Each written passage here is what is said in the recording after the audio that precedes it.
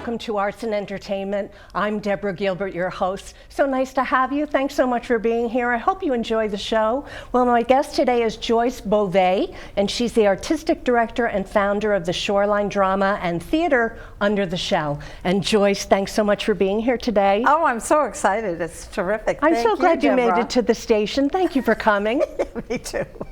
One of the things I like to do to start the show off is the background of my guest. Sure. Can you tell us about your history, your background, where do you come from, what's the foundation of who you are? Oh my goodness. Well, take into consideration I'm 112 years old, so that is a long background.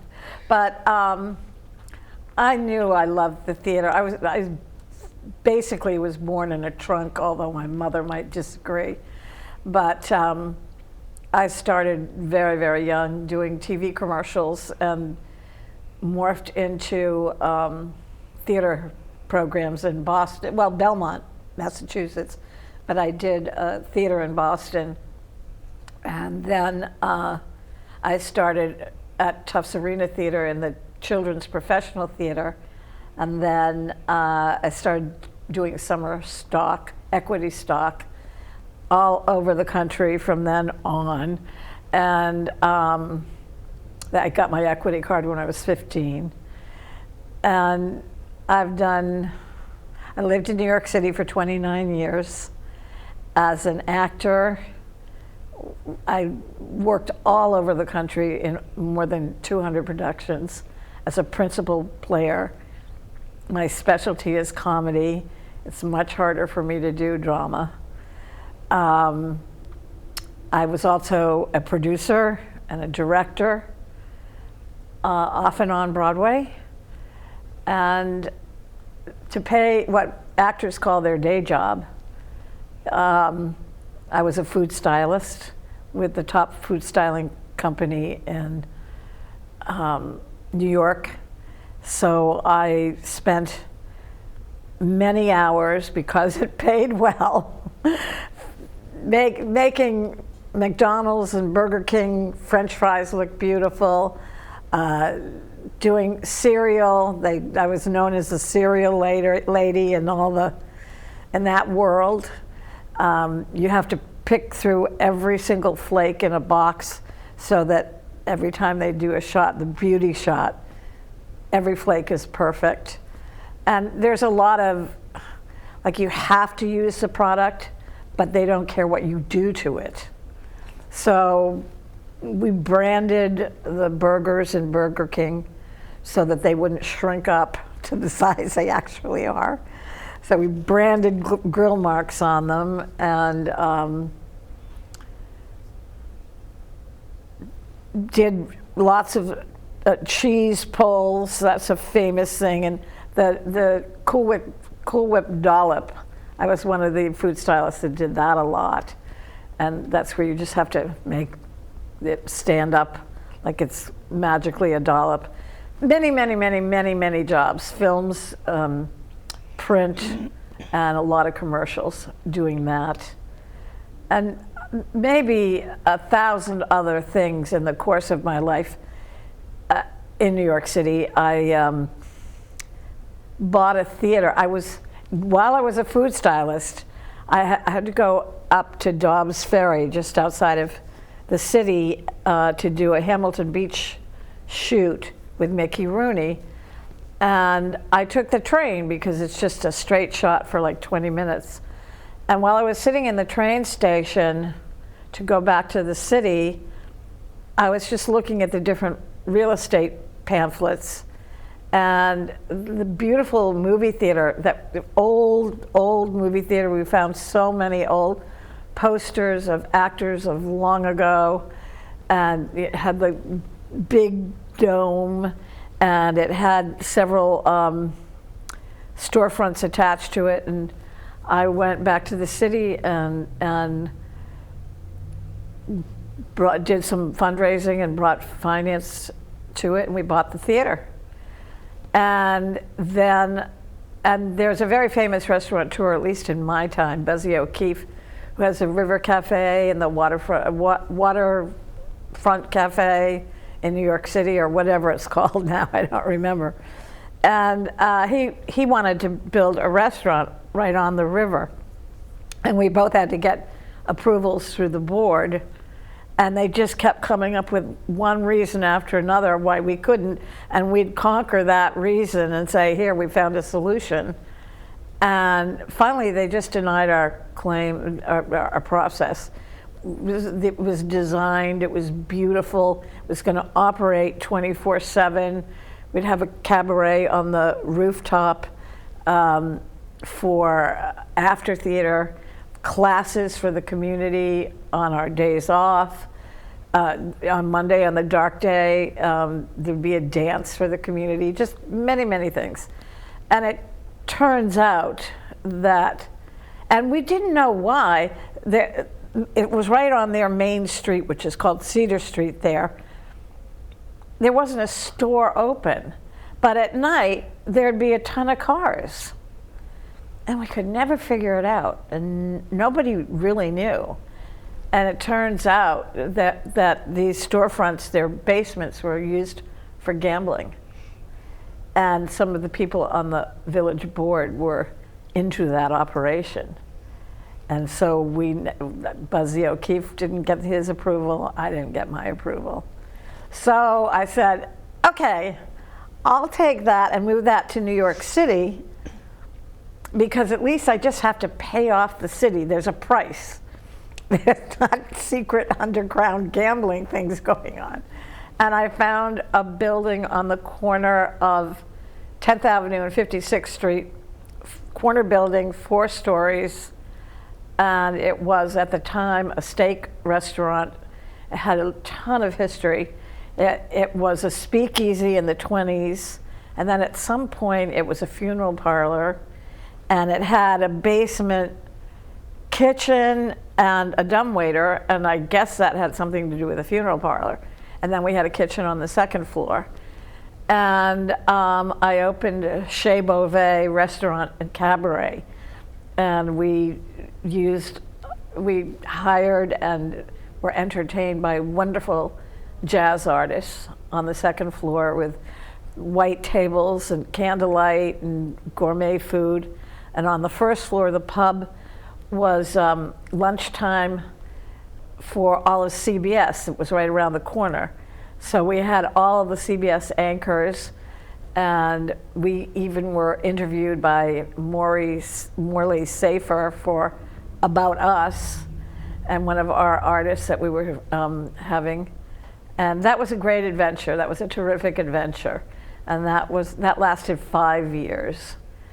And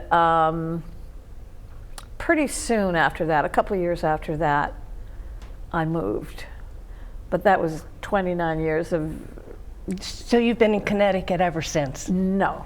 Oh, where'd you go from New York City? I went to Florida. Oh, to Florida, okay. I went to get warm. And Florida is great if you want to be warm. I love it. It's never too hot for me. Which is why Connecticut is so bloody cold for me. I just love being warm. But culture was at that time, I don't know, maybe it's gotten better, but the pandemic probably slowed that down. Culture wasn't there. Although I continued to work as an actor, and I was also an activity director for some of the very upscale Palm Beach senior living communities, and I'd start drama clubs in them, because whatever I did, it had to have some theater in it. So there wasn't any, and then we'd get really well known because we had this terrific drama club inside these communities, and it was good for the sales for them. It was just good for me because I had to do it. I was compelled to do it. What brought you up to Connecticut? I had a wonderful mentor and dear friend. She was a great Broadway actor, and we met acting together. And I loved her acting, and she loved mine. And she lived on West End Avenue. I lived on West End Avenue, and we became great friends. But they always had a summer house in Connecticut. And eventually, because she was like 23 years older than I am, she and her husband moved to Connecticut. They had a pied-à-terre on 57th Street, but they moved to Connecticut permanently. And her husband died in December 2012, and her son and my dear friend, who's also a renowned actor, Andrew Block, her name is Scotty Block, and she, Children of a Lesser God, other people's money, she just was on Broadway all the time, or well-known off Broadway. But she was suffering from dementia, and when her support died, I talked to Andy in California, and we were trying to figure out what to do for her. And I'd worked in these retirement communities, senior living communities, so I said, I'll come up to Connecticut and take care of her. So I did. And she's an actor with full-on Alzheimer's. But if you put a script in front of her, all her skill comes pouring out. And so I started a theater group at the Estuary in Old Saybrook? Mm-hmm. Yeah. And so that she could still act. And I kept that going. She moved to Chester, so I started a drama club in Chester Village West. Players, she was older and older, more dementia, and then she moved to, I moved her to Niantic, to Crescent Point, where she was in the Alzheimer's unit, and I kept her going as long as I could there. But all this time, I was running theater groups, the East Lyme Players, the Iverton Players, that community on Bochum Road. I don't know, it's a well-known community, but I can't think of the name of it right now. I just kept people acting everywhere that I could. I just kept, no matter what I was doing with my life, I always had acting going on in it, theater going on. Okay, let's hold that thought. I'm Deborah Gilbert. You're tuned into Arts and Entertainment. We're going to take a break. We'll be right back. Better Business Bureau is warning consumers about a used car scam. The scammer pretends to be a woman who's lost her husband, and it says she's trying to get rid of his car. The scammer claims they'll put your money in escrow for 5 days, so if you don't like the car, you can get your money back. But BBB's investigation has uncovered that the escrow or logistics firm the scammer is using isn't legit. Many of these websites lead back to a virtual office in Hartford. Never wire funds for an online purchase, and always make sure you can see the car in person before you buy. You matter. You matter. You matter. And your words matter too.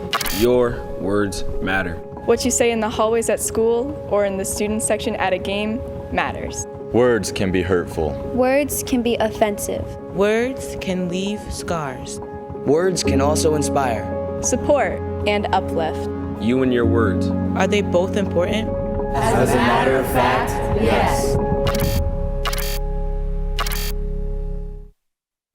And welcome back to Arts and Entertainment. I'm Deborah Gilbert, your host. And again, as always, thank you so much for being here. I hope you're enjoying the show. Well, we continue on with my conversation with Joyce Beauvais. And Joyce, let's talk about the Theater Under the Shell and the Shoreline drama. I don't want to miss my wording here. Yes, that's the most important. What is happening now? Okay, I've just finished a murder mystery, an in-person acting class, another in-person acting class, and a Zoom acting class. And now the next thing is Moon Over Buffalo, Theater Under the Shell 6th season.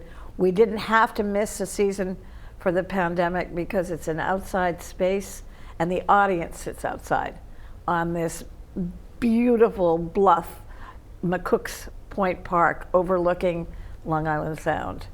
And it's just, they bring their picnics and we give them a show, and it's a lot of fun. And so now I'm starting to do the work of coordinating people's schedules and the rehearsal space schedules. And then I have to go into cutting the play to give it a decent length, but not too much. And then figuring out how I am going to do wardrobe, because it's set in the 50s. And with it, it's all about theater, which I just love. But it's like this theater couple.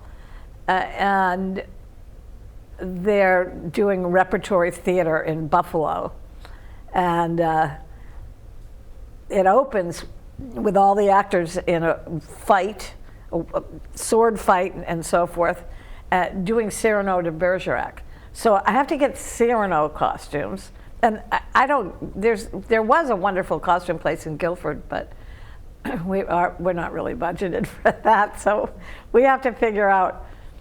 One of my actors is the drama teacher at a high school in my area and does a lot of productions there. So I'm relying on her to have some costumes that'll work. And she's fabulous. She's a New York actor. And so then we start rehearsing. Like we do a table read the second to last week in June, and then rehearsals start the last week of June. And the show opens July 30th. And we do 8 shows, and that goes to August 7th. But we don't do a show on Friday nights, which is why July 30th is a Saturday that we open, because every Friday in that same space are the concerts for the town of East Lyme. And so we have to take the whole set down after our performance on Thursday. And then on Saturday, we have to put it all back up for the last 2 shows, Saturday and Sunday. And then you just collapse. What keeps you busy year-round? Theater. I mean, I've cut back on doing these mercy theaters where, the pull for people to come and join the group is that they don't have to memorize. But now I'm a professional actor. I have been all my life, so I've given all the goodwill I could so that's when I started teaching classes instead of running the players groups. And I write murder mysteries, and we perform those for the public. And Theater Under the Shell is my big baby. As long as I can do it, I'll do it.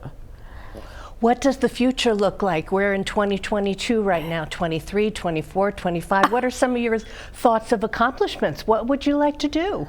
Are you kidding me? I mean, are you happy now? Well, no, I'd like to do more, but it's a matter of, I've scaled back because it's such hard work and it's so stressful. And I'm not acting, I'm directing and teaching. So at this point, I just want to keep teaching and sharing theater and my knowledge to people who want to perform. How have you found moving over from being an actor to being a teacher? Was it a gradual progression for you? Is it natural for you? No, but it's natural for the world. I was too busy to and I got to pay my own way, to just audition. And I live in Niantic. It's too far to go into the city for the day. And I used to stay at Scotty's Pied-à-Terre. But no, but I get a lot of satisfaction out of directing. I'm very challenged by it. And I get a lot of satisfaction out of teaching. And we've had a wonderful success record on all those arenas. And I finish Theater Under the Shell, and then I go right into writing a murder mystery that we perform in October. So I just go from one thing, and I do an in-person acting class in the process. So it's just, I keep doing these things, which it's very hard work, but for me, it's easier. You've mentioned director. Did you fall into that, or did you learn from other directors? How did that come about? Well, yes, I had great directors in my life. I was very, very privileged to have some of the directors that I worked with. But I also directed an off-Broadway play, and I produced, and we created a musical that from scratch. And having great directors, an actor really knows what it takes to direct. And if you've got a good director and you have a good collaboration, it's the best of both worlds. And so I'm a frustrated actor in a way, but I'm very fulfilled being a director. And it's sort of what happens in life. But when you're an actor, when you're in theater, and it's in your heart and in your soul, you just have to keep it in your life, no matter how that morphs. For the actor that is out there thinking about pursuing an acting career or is pursuing an acting career, what are your thoughts as to how to get started? Well, very young, first of all, and study. But my recommendation is the only people that should be doing it is because they just have to do it. Otherwise, you cannot earn a living. But it's going more and more. I'm a theater person. I turned down like the film of the history. Well, I didn't turn it down. I was one of two. Diane Keaton was the other one. But I was a young 21-year-old actor in New York City, and I didn't want to do anything but theater. And my agent said, you've got to go up to the Bronx and they're going to shoot you for a movie. I didn't ask what it was. And then I got a call back, and there were only two of us, Diane Keaton and myself, and I still didn't ask what it was.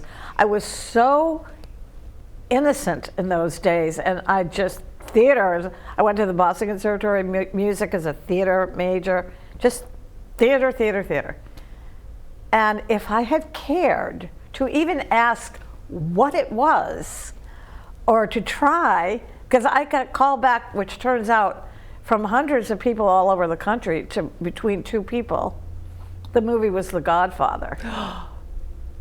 Now, that's the kind of blunder that one's life can never repair. And so I'm theater all the way, and I should have been way more flexible. That's a wonderful story. Oh, not for me. It wasn't. I can't watch it. It's just like, look what happened to Diane Keaton in her life, and that was her first role. Where I would be telling everybody, go ahead and act, but you've got to earn a living. And so a New York actor has to decide whether they want to audition or they want to do showcases at night. I couldn't afford to do showcases at night because they were even equity showcases, but your work is for free so that people can come and see you. So I bartended for 14 years in New York City, as well as being a food stylist and whatever. But I auditioned. So I got show after show after show after show because I chose to audition and not do the showcases. But I was mostly on the road all over the country. Well, we're just about running out of time. Any closing thoughts for the viewers? I didn't give you enough time, and you're so wonderful. Yes, we always use volunteers for crew, and it's a lot of fun. You could go to the Facebook page, Theater Under the Shell, learn more about the show we're doing this year, and any way you can help. But No, I just think you're terrific, and I didn't give you much of a chance. I want to hear your stories. No, that's fine. This show is to highlight you as my guest and my other guests. So thank you so very much for being here. We appreciate it. Your stories are wonderful, and your life's journey has been amazing. Yeah. Exhausting, but it's been great. Yeah. Thank you again. Thank you, Deborah. And if any of you would like to volunteer for the program or would like to be a guest, please contact me at artsandentertainment@mail.com. I'm Deborah Gilbert. You have been tuned into Arts and Entertainment. Have a super day today. Thanks again for tuning in. I'll see you next time.